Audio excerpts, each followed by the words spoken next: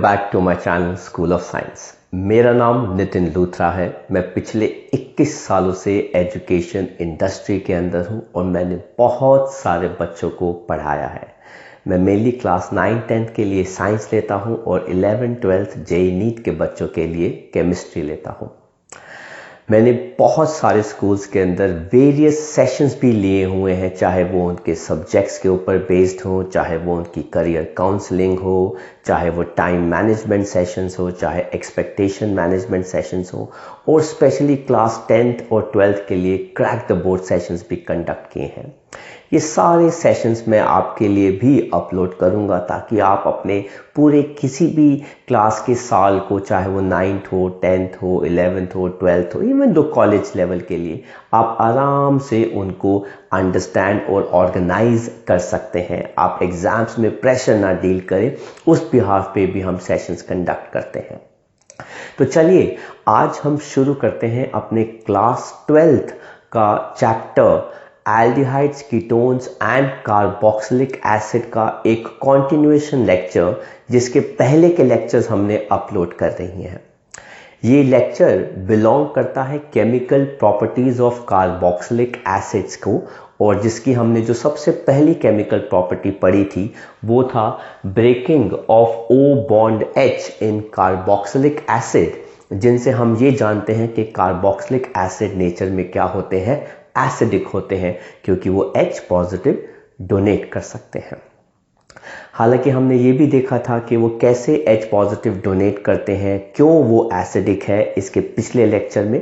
But आज हम शुरू करने वाले हैं कि क्या होता है कार्बोक्सिलिक एसिड्स की एसिडिटी को या उनकी एसिडिक स्ट्रेंथ को जब आप एक सब्स्टिट्यूएंट आप उनके साथ अटैच कर देते हैं।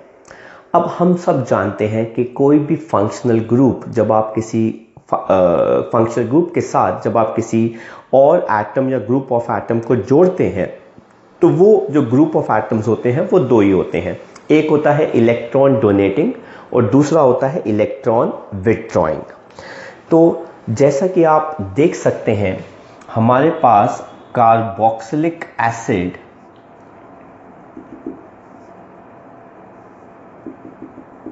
का रेजोनेटिंग स्ट्रक्चर आ गया कार्बोक्सिलेट एनायन का, जिसके अंदर नेगेटिव चार्ज इन दोनों ऑक्सीजन पर इक्वली क्या है, डिस्ट्रीब्यूटेड है। और इसी कार्बोक्सिलिक एसिड के साथ मैंने एक ग्रुप जोड़ दिया जो नेचर में क्या है, इलेक्ट्रॉन डोनेटिंग। एंड मैं ऐसा ही एक और स्ट्रक्चर ले रहा हूं जिसके अंदर मैं कार्बोक्सिलेट एनायन का रेजोनेंस स्टेबलाइज स्ट्रक्चर ड्रॉ कर रहा हूं, और मैंने साथ में क्या ले लिया, इलेक्ट्रॉन विथड्रॉइंग ग्रुप। तो अब हमें यह पहचानना है कि इस कार्बोक्सिलिक एसिड या किसी भी कार्बोक्सिलिक एसिड की जो कार्बन चेन होती है, उसके साथ हमें कौन सा ग्रुप लगाना चाहिए ताकि उसकी एसिडिक स्ट्रेंथ जो है वो क्या कर जाए, इंक्रीज कर जाए। अब जो आपको जिस चीज का ध्यान रखना है वो ये है कि कार्बोक्सिलेट एनायन पर नेगेटिव चार्ज आ चुका है। अब इस नेगेटिव चार्ज को हम खींचें ताकि वो कम हो जाए, या हम उसके ऊपर इलेक्ट्रॉन डेंसिटी और पास करें ताकि उसके ऊपर नेगेटिव चार्ज और बढ़ जाए। क्योंकि इलेक्ट्रॉन विथड्रॉइंग ग्रुप जो होता है वो इलेक्ट्रॉन डेंसिटी खींचता है, और इलेक्ट्रॉन डोनेटिंग ग्रुप जो होता है वो इलेक्ट्रॉन डेंसिटी क्या करता है, देता है। अब इसके पास पहले से ही नेगेटिव चार्ज है, आप ऊपर से उसको और नेगेटिव चार्ज दे रहे हो। भाई इसके पास, इसके अंदर यहां पे नेगेटिव चार्ज पहले से ही है, और इलेक्ट्रॉन डोनेटिंग ग्रुप उसको नेगेटिव चार्ज और दे रहा है। भाई आपके पास नेगेटिव चार्ज है, आपको नेगेटिव चार्ज और मिल रहा है, तो आपके ऊपर नेगेटिव चार्ज की इंटेंसिटी और बढ़ जाती है, जिसकी वजह से ये वाला जो रेजोनेंस स्ट्रक्चर है, या ये वाला जो कार्बोक्सिलिक ग्रुप है, या ये वाला जो कार्बोक्सिलेट एनायन है, ये पहले से क्या हो जाएगा, अनस्टेबल हो जाता है। तो हमने ये देखा कि electron donating group increases negative charge on carboxylate anion, or it intensifies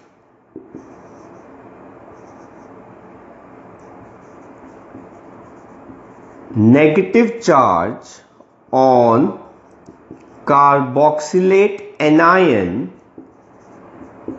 hence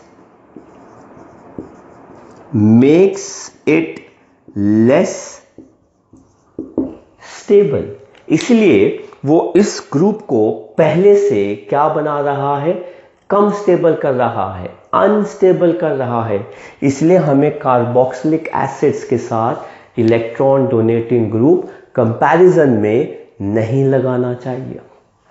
लेकिन दूसरी तरफ हमारे पास इलेक्ट्रॉन विड्रॉइंग ग्रुप है, यहां पे नेगेटिव चार्ज कार्बोक्सिलिक ग्रुप पे इंक्रीज कर चुका है, लेकिन ये इलेक्ट्रॉन विड्रॉइंग ग्रुप क्या करेगा, उसी नेगेटिव चार्ज को अपनी तरफ खींच के कार्बोक्सिलेट एनायन को क्या कर देगा, स्टेबलाइज कर देगा। तो यहां पे हम क्या पढ़ेंगे, electron withdrawing group decreases electron density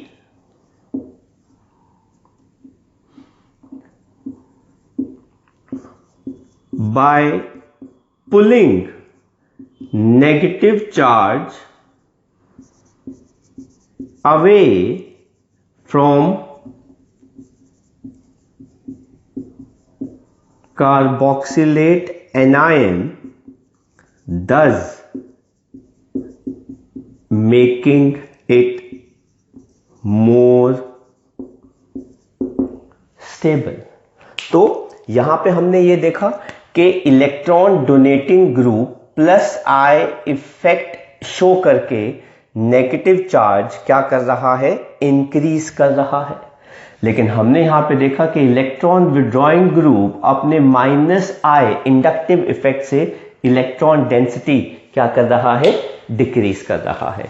तो अगर हम कार्बोक्सिलिक एसिड्स के ऊपर इलेक्ट्रॉन डोनेटिंग ग्रुप लगाते हैं तो इलेक्ट्रॉन डोनेटिंग ग्रुप अपने पॉजिटिव इंडक्टिव इफेक्ट की वजह से इलेक्ट्रॉन डेंसिटी कार्बोक्सिलिक ग्रुप को देते हैं, पास ऑन करते हैं, जिसके ऊपर नेगेटिव चार्ज इनके ऊपर पहले से ज़्यादा इंटेंसिफाई हो जाता है। जितना ज़्यादा नेगेटिव चार्ज आएगा उतना ये क्या हो जाते हैं, अनस्टेबल हो जाएगा। Similarly on the other hand electron withdrawing group क्या करेगा, अपने माइनस इंडक्टिव इफेक्ट की वजह से उसी नेगेटिव चार्ज को अपनी तरफ खींच के कार्बोक्सिलेट एनायन को क्या करने की कोशिश करेगा, स्टेबलाइज करने की कोशिश करेगा। Is that clear? तो अगर हम इसके अंदर और चीज या पॉइंट्स ऐड करें तो greater the number of alkyl group or bigger the size of alkyl group, more unstable acid becomes, hence acidic strength क्या कर जाती है, डिक्रीज कर जाती है। इसमें क्या आ जाएगा, greater the number of electron withdrawing group और मोर electronegativity of electron withdrawing group stabilizes the carboxylate anion, hence increases acidic strength। तो ये हमारे पास कॉन्सेप्ट होता है इलेक्ट्रॉन डोनेटिंग और इलेक्ट्रॉन विड्रॉइंग ग्रुप लगाने का। तो इंडिविजुअली हम 2-4 एग्जाम्पल्स भी ले लेते हैं और उसके बाद फिर मैं एक सीरीज भी बता दूंगा कि कौन सा ग्रुप कैसे लगाएंगे जिससे हमारी एसिडिक स्ट्रेंथ क्या कर जाएगी, इंक्रीज, और क्या कर जाती है, डिक्रीज कर जाती है। तो अब हम इंडिविजुअली इलेक्ट्रॉन डोनेटिंग ग्रुप की बात करते हैं। हमने देखा है कि प्लस आई इफेक्ट किस केस में सबसे ज्यादा होता है, मिथाइल में सबसे कम होता है।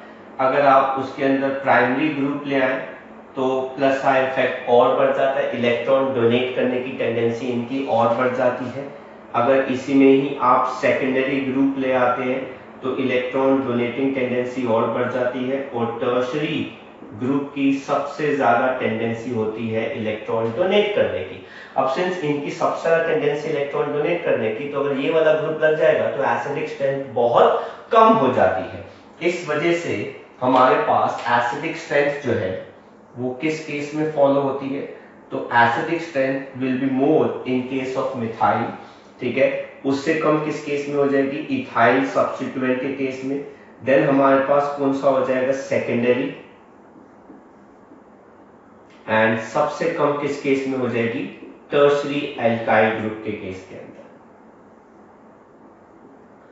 राइट। तो ये हो गया हमारी एसिडिक स्ट्रेंथ कार्बोक्सिलिक एसिड्स के साथ। अगर आप उसके अंदर प्लस आई इफेक्ट वाला ग्रुप या इलेक्ट्रॉन डोनेटिंग ग्रुप जो है वो क्या कर देते हैं, सब्स्टिट्यूट कर देते हैं या ऐड कर देते हैं। ऑन दी अदर हैंड, अगर हम इस केस के अंदर बात करते हैं इलेक्ट्रॉन विड्रॉइंग ग्रुप की, तो उस केस में अगर हम ओवरऑल देखते हैं इलेक्ट्रॉन विड्रॉइंग ग्रुप की टेंडेंसी, तो एसिडिक स्ट्रेंथ इंक्रीज कैसे करती है, सबसे कम एसिडिक स्ट्रेंथ कब होगी, जब आप एसिड के साथ फिनाइल ग्रुप लगा देंगे। उससे ज्यादा एसिडिक स्ट्रेंथ किसकी हो जाएगी, ग्रुप के साथ आयोडीन के साथ, Br के साथ, क्लोरीन के साथ, देन फ्लोरीन के साथ, देन Cn ग्रुप के साथ, देन NO2 ग्रुप के साथ, एंड सबसे ज्यादा किस केस के अंदर होगी, ट्राई सब्स्टिट्यूएंट के साथ। अब इसमें आपको जो वो चीज जाननी है, याद रखनी है, वो ये लिख लीजिएगा कि इलेक्ट्रोनेगेटिविटी ऑफ एटम और ग्रुप ऑफ एटम इंक्रीज करती है, तो एसिडिक स्ट्रेंथ कार्बोक्सिलिक एसिड की क्या करेगी, इंक्रीज। दूसरी चीज, नंबर ऑफ हैलोजन एटम्स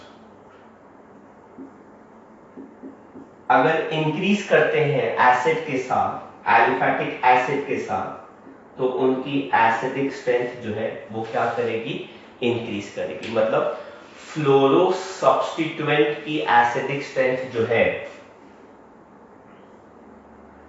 यहां पर फ्लोरो सब्स्टिट्यूएंट की एसिडिक स्ट्रेंथ जो है वो क्या हो गई, ज्यादा होगी। अगर हम इन केस कंपेयर करते हैं हैलोजन के केस के अंदर, इस केस के अंदर अगर नंबर ऑफ हैलोजेंस, ठीक है, इंक्रीज करते हैं, तो F3 वाला सब्स्टिट्यूएंट के केस के अंदर ज्यादा होगी।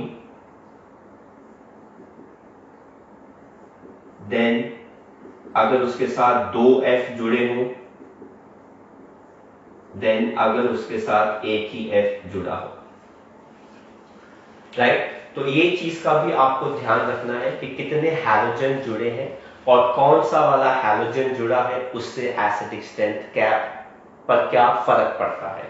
और जो ग्रुप अटैच्ड है वो उसकी इलेक्ट्रोनेगेटिविटी कितनी ज्यादा है, इस चीज को भी हमने ध्यान रखना है। तो हम एक छोटा सा कंपेयर कर लेते हैं, कंपैरिजन कर लेते हैं। अगर आप यहां पे देखें तो हमारे पास मीथेनोइक एसिड है और हमारे पास यहां पे कौन सा एसिड है, इथेनोइक एसिड है। अब अगर आप इन दोनों को कंपेयर करते हैं तो मिथाइल ग्रुप का plus I effect is more, is that clear. अब इसका प्लस आई इफेक्ट अगर ज्यादा है तो ये एसिडिक स्ट्रेंथ को कम कर देगा by destabilizing the carboxylic anion. इस वजह से मीथेनोइक एसिड ज्यादा स्ट्रॉन्गर एसिड होता है as compare to ethanoic acid. अगर हम यहां पे कंपेयर करते हैं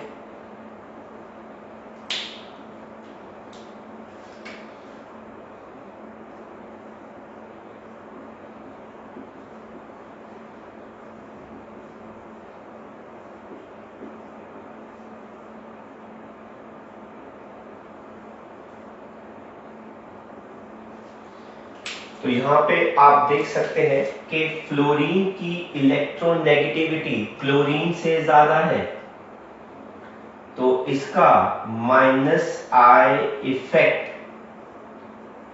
is more.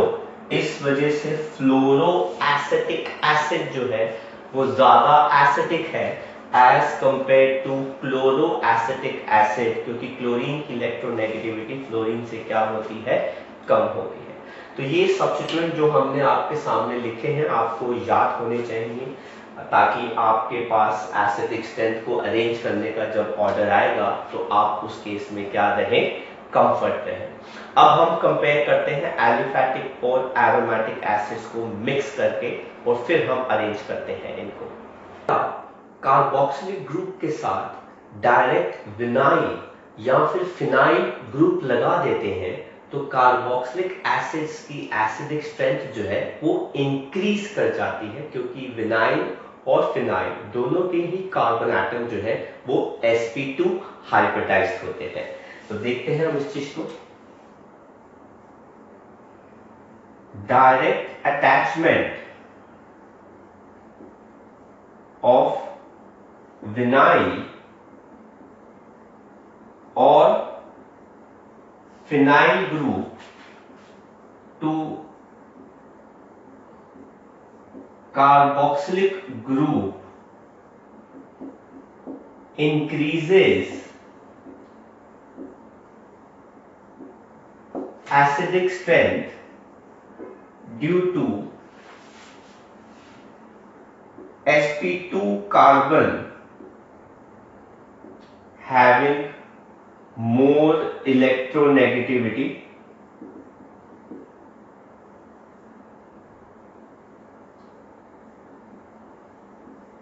present in both groups and stabilizes the structure by resonance। तो विनाइल ग्रुप क्या होता है, आप जरा यहां पर देखिए, हमारे पास डबल बॉन्डेड कार्बन एटम है और उसके साथ हमारे पास कार्बोक्सिलिक ग्रुप अटैच है।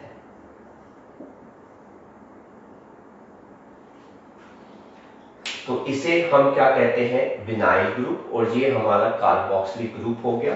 इस विनाइल ग्रुप का ये वाला कार्बन एटम क्या हाइब्रिडाइज्ड है, sp2। एंड अब आप देखिए, जब ये पाई इलेक्ट्रॉन्स ऑक्सीजन की तरफ जाएंगे तो इस O पे चार्ज क्या आ जाएगा, नेगेटिव, एंड इस C पे चार्ज क्या आ जाएगा, पॉजिटिव। उसी समय ये पाई इलेक्ट्रॉन शिफ्ट होकर यहां पर आ जाते हैं, तो CH2 पे पॉजिटिव चार्ज आ जाता है,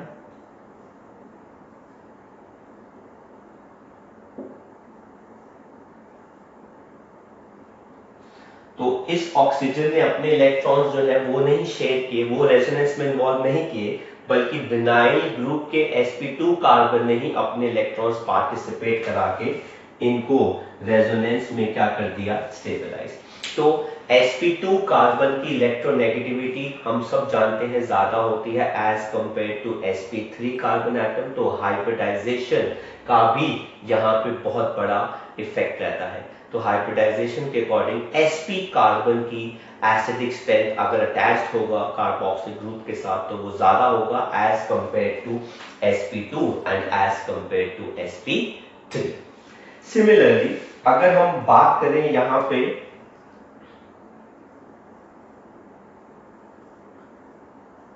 फिनाइल ग्रुप, तो हमारे पास कौन आ गया, बेंजोइक एसिड।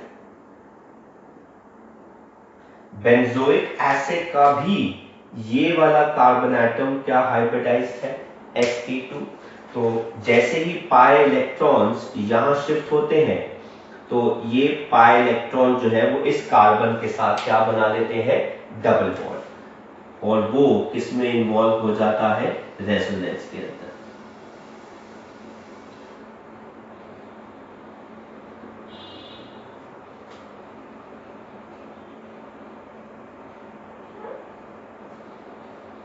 और फिर हमारे पास ये स्ट्रक्चर्स जो है वो आगे रेजोनेंस शो करते हैं। अब जब ये पाई इलेक्ट्रॉन यहां जाएंगे तो ये पॉजिटिव चार्ज ऑर्थो से शिफ्ट होके कहां पे आ जाएगा, पैरा पे आ जाएगा।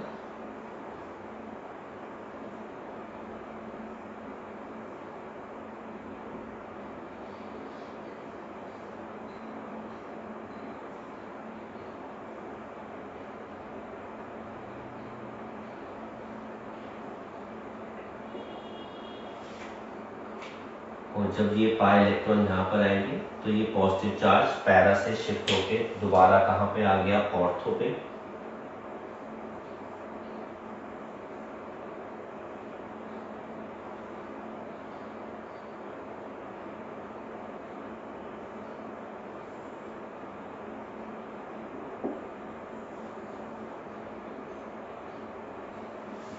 एंड फाइनली ये वापस चला जाएगा, तो ये इलेक्ट्रॉन्स वापस इसके पास आ जाएगा।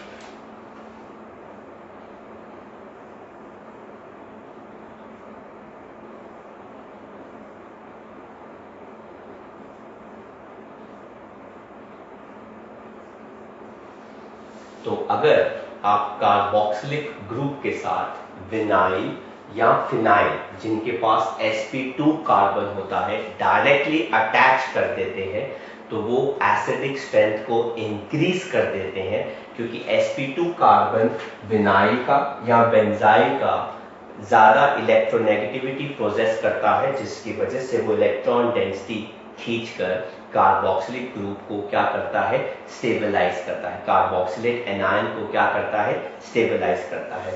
मोरओवर हमने ये भी देखा कि हाइब्रिडाइजेशन इंक्रीजेस एसिडिक स्ट्रेंथ। किस केस में, sp के केस में सबसे ज्यादा होगी, देन sp2 एंड देन कौन, sp3, क्योंकि जितना ज्यादा s कैरेक्टर होगा इलेक्ट्रोनेगेटिविटी उतनी ज्यादा होगी। तो इस कंपैरिजन से अगर हम फाइनली कंपेयर करें एलिफैटिक और एरोमेटिक को with respect to acidic strength and on the basis of हम क्या निकालते हैं, उनकी pH वैल्यू, तो हमको ये पता चला कि एसिडिक स्ट्रेंथ मीथेनोइक एसिड की सबसे ज्यादा होती है। देन कंपेयर किया जाता है तो उसमें आता है बेंजोइक एसिड, और इससे कम एसिडिक स्ट्रेंथ जो है वो किसकी होती है, एसिटिक एसिड की।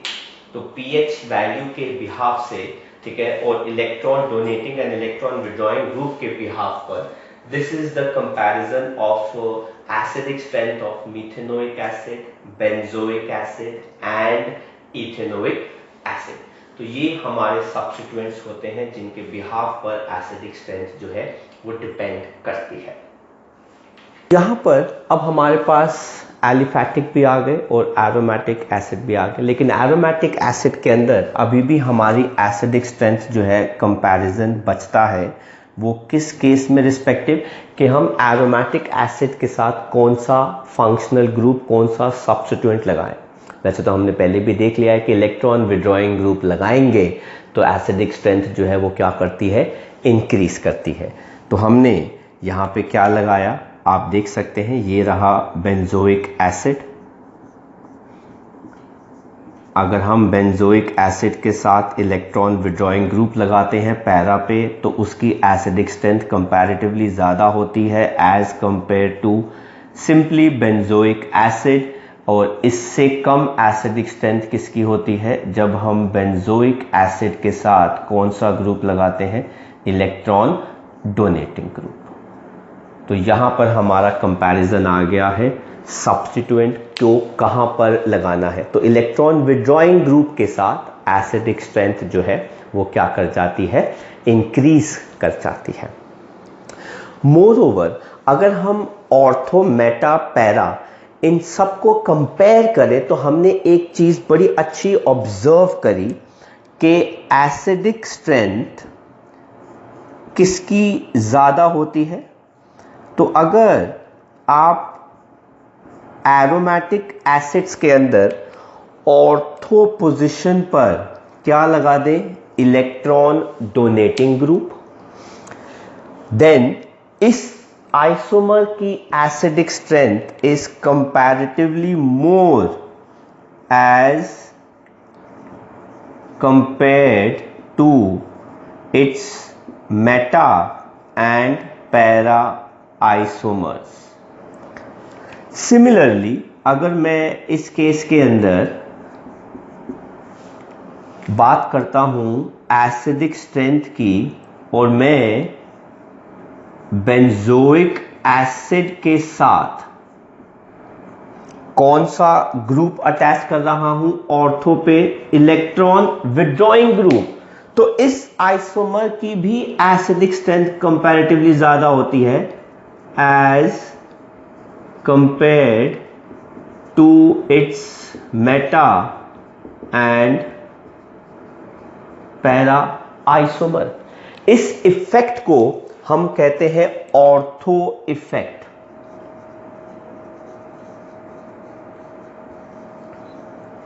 कि ऐसा क्यों होता है कि ऑर्थो आइसोमर की एसिडिक स्ट्रेंथ जो है, चाहे वो इलेक्ट्रॉन डोनेटिंग ग्रुप हो चाहे वो इलेक्ट्रॉन विड्रॉइंग ग्रुप हो, उसकी एसिडिक स्ट्रेंथ ज्यादा होती है compared to simple benzoic acid and उसका मेटा आइसोमर एंड उसका पैरा आइसोमर। क्योंकि ऑर्थो इफेक्ट जो होता है वो बेस्ड होता है स्टेरिक और इलेक्ट्रॉनिक फैक्टर्स पे, जिसको हम डिटेल में आगे जाके पढ़ेंगे।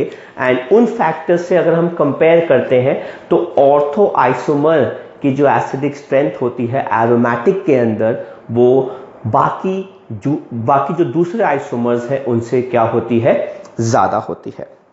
तो आई होप आपको हमारा आज का लेक्चर जो सब्स्टिट्यूएंट के अटैचमेंट पर बेस था, जो कैसे एसिडिक स्ट्रेंथ कार्बोक्सिलिक एसिड्स की चेंज कर देते हैं, तो सिंपल केसेस में आपके ऊपर simple electron donating, electron withdrawing group carboxylic acids के साथ अटैच्ड होंगे और आपको उनको अरेंज करना होगा किसकी एसिडिक स्ट्रेंथ ज़्यादा है एंड किसकी क्या है, कम है।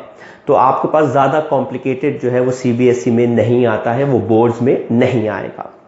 तो अगर आपको हमारा आज का लेक्चर जो मैंने बहुत ही सिंपल लैंग्वेज के साथ प्रेजेंट किया ताकि आप अच्छे से उस चीज़ को समझ सके, ठीक है। तो अगर आपको हमारा लेक्चर आज का समझ में आया है तो प्लीज़ इसको लाइक करना मत भूलिएगा, अपने फ्रेंड्स के साथ भी इसको ज़रूर शेयर कीजिएगा और जिन बच्चों ने मेरा चैनल सब्सक्राइब नहीं किया है वो ज़रूर सब्सक्राइब कर लें ताकि आपको रेगुलर अपडेट्स और नोटिफिकेशन जो है वो मिलते रहे। And mark my words, this chapter is really very very important. So till then, study hard, take care, and bye bye from School of Science.